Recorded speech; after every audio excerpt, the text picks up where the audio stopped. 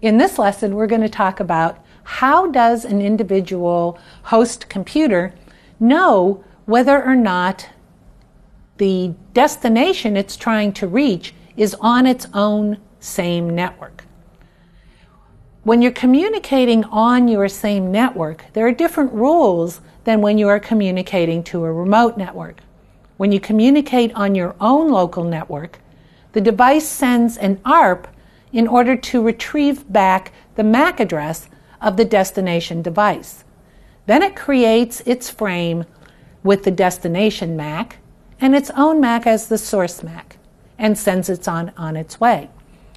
Whenever you have to communicate with a device that's not on your same local network, you can't just ARP for it, because an ARP is a broadcast communications, and ARPs do not traverse outside of the same local network. So for example, if I was communicating from this host and I wanted to communicate to another host on the same network, I would just ARP for their MAC address, and then I would receive back the response. Now, because this network is divided and we have a router in between, if this host is attempting to talk to a host over here, it would have to send the packet to the router in order for it to be forwarded. But how does the individual device know whether or not to ARP? One of the ways that IP is designed is that every IP device has to have both an IP address and a subnet mask.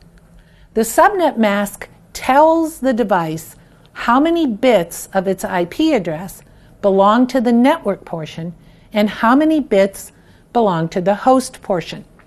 As we talked about earlier, every IP address has a component of network and host.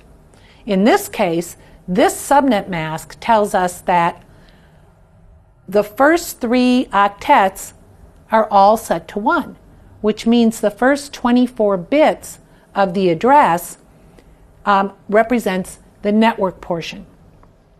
So basically, if, for example, this host is trying to send a packet over to the server in the accounting department, the very first thing it would do is it would take the destination address. And the destination address is 192.168.2.50. It would take this address and it would apply its own subnet mask. And I know that seems a little odd. Why wouldn't it try to find out the subnet mask of this destination? Well, it doesn't need that subnet mask, because what it needs to find out is the network portion of this address exactly the same as the one that was assigned to the particular host. So the IP address represents ones in these areas. So we have 8 ones, 8 ones, and 8 ones. This makes this a /24. So what the host actually does is it converts this destination IP address to the corresponding binary, 1s and 0s. Then it takes the first 24 bits and it determines whether or not the first 24 bits of this address are identical to the first 24 bits of this address. And we'll talk in just a minute about how that binary process works.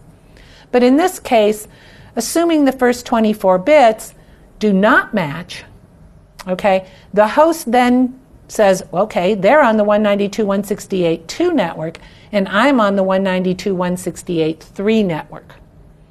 So basically, the host has determined I can't just ARP for the MAC address for this host. I'm going to have to actually send this to my router and then have the router forward it on.